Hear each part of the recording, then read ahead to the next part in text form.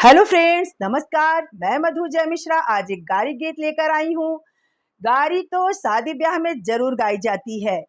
ये गारी रामचंद्र जी जनकपुर में जब गए थे तो वहां की औरतों के द्वारा ये गारी उन्हें सुनाई गई थी।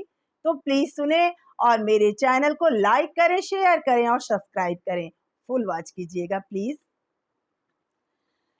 राम जी से पूछे,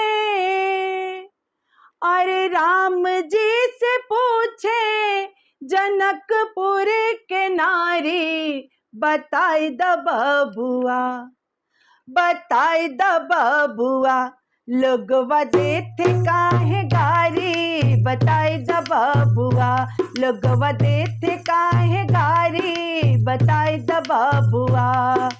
राम जी से पूछे,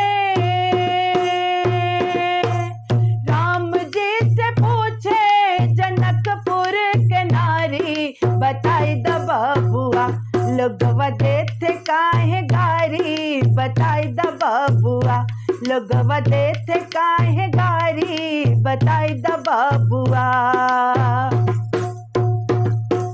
तोहरा से पूछूं मैं ओ धनुषधारी, तोहरा से पूछूं मैं ओ धनुषधारी,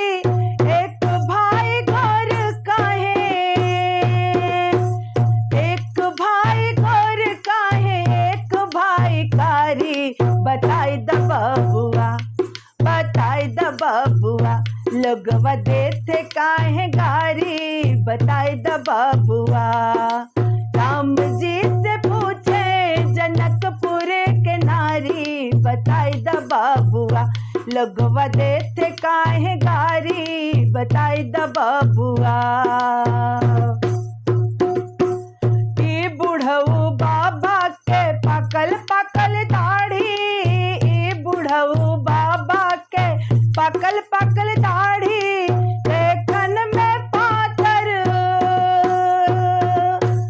देखन में पातर लागे खाए भर थारी, बताई द बबुआ, बताई द बबुआ, लोगवा देते काहे गारी, बताई द बबुआ, लोगवा देते काहे गारी। राम जी से पूछे जनकपुर के नारी, बताई द बबुआ, लोगवा देते काहे गारी, बताई द बबुआ। राजा दशरथ जी के देखा होशियारी, राजा दशरथ जी के देखा होशियारी, एक टाम रथ पे, एक टाम रथ पे तीन तीन गो नारी, बताई द बबुआ, बताई द बबुआ, लोगवा देते काहे गारी, बताई द बबुआ, लोगवा देते काहे गारी, बताई द बबुआ। राम जी से पूछे जनकपुर के नारी, बताई द बबुआ, लोगवा देते काहे गारी, बताई द बबुआ, लोगवा देते काहे गारी, बताई द बबुआ, लोगवा देते काहे गारी, बताई द बबुआ, लोग